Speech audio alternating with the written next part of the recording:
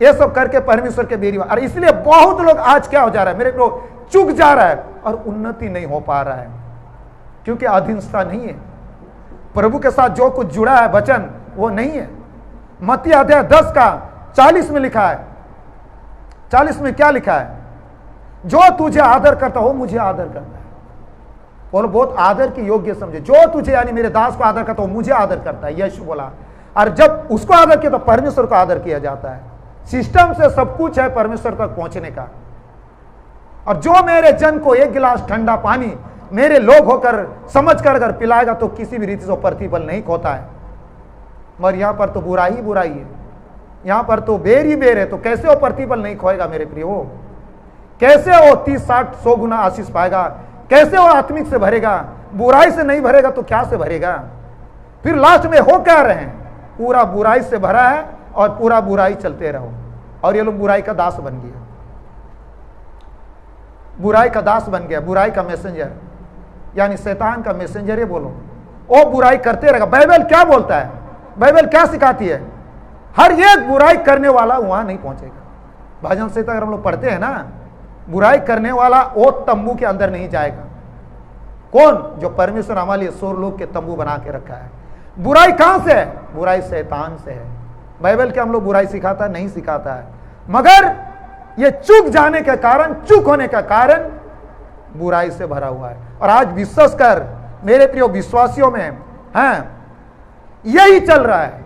अपने दास का बुराई कर और तुम नेगेटिव हो जाओ, तुम आशीषित मत हो।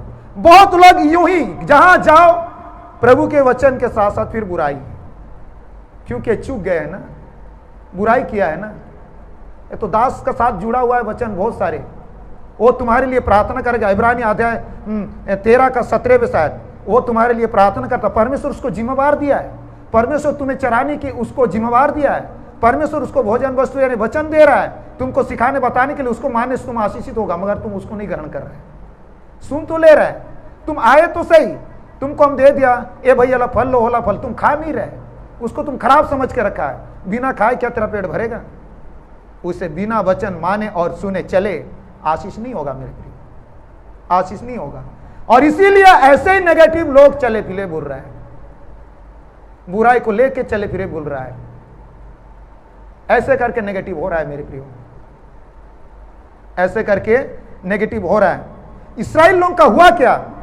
परमेश्वर ने मूसा को भेजा, जाओ मेरे इस्राएल को छुड़ा करके लाओ। और गया मूसा, फिर यहोशू को छुड़ा के लाया। लाल समुद्र पार होने के बाद तो फिर बुराई चला, मूसा का पूरा बुराई, एक का बाद एक दास निकल गया है, कोरा दतान निकल गया। अरे हम लोग भी परमेश्वर का लोग हैं, क्या तेरे ही सुनता है परमेश्वर? हम लोग का नहीं सुनता है। चल गया शुरू। आखिर हुआ क्या मेरे प्रियो?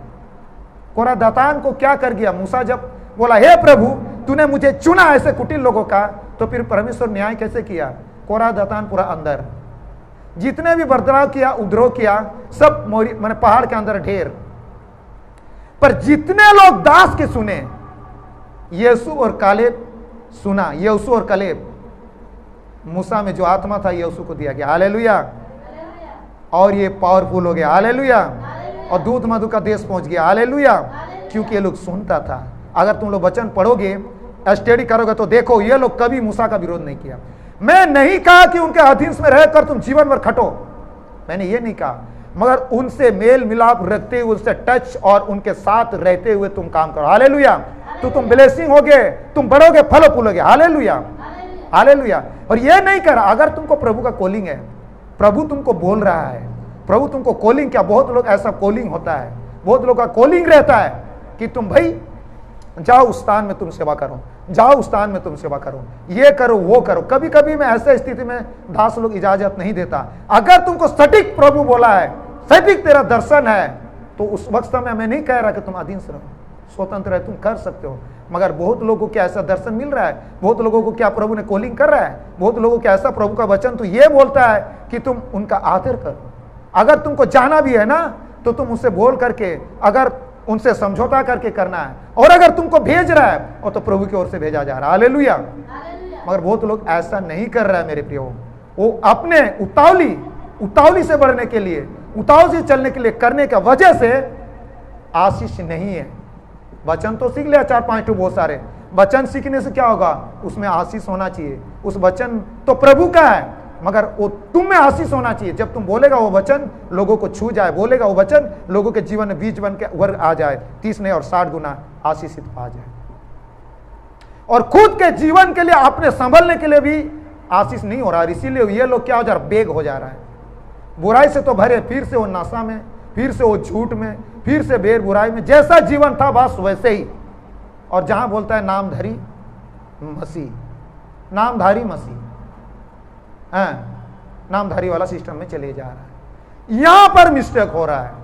इसीलिए हेडलाइन में यानी शीर्षक है कि ये गलती तुम मत करना, ये वाला गलती।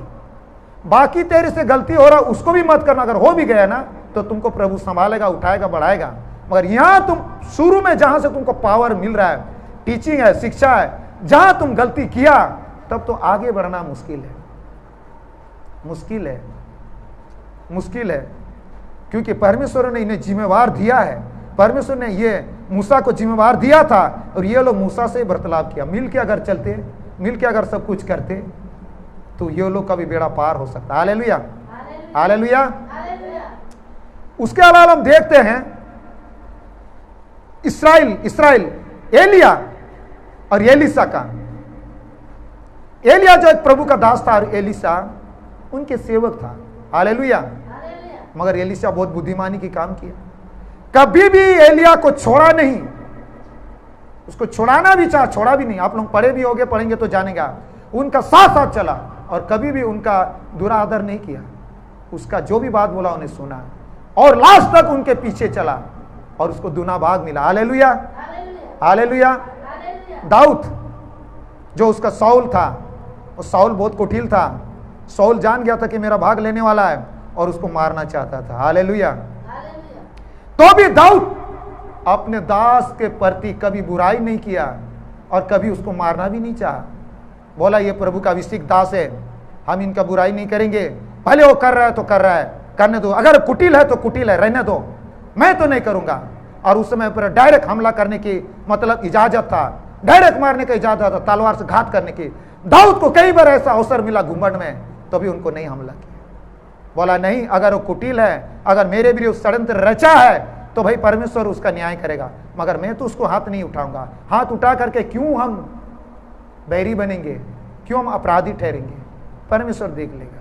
और समझदार के काम दाऊद ने किया और दाऊद राजा बन के पूरा राज, हालेलुया, पूरा राज शासन करने शुरू हो गया। मगर बहुत बार क्या हो जाता है मेरे प्रियो, अगर जो कड़वा वचन दास दिया, नहीं इसको नहीं सुनना है, अब उसके विरुद्ध में कानापूसी कलिशा में चल गया, घर में चल गया, दलबंदी शुरू है। पास्टर ऐसे बोल रहा है, खाली ऐसे ही झूठ मूठ का, वहां पर कोई वचन सुनने का नहीं। पूरे एकदम वचन सुन के बूढ़ा हो जा रहा है, उनके प्रति बैर रख के रखा हुआ है, यूं का त्यों ही में है।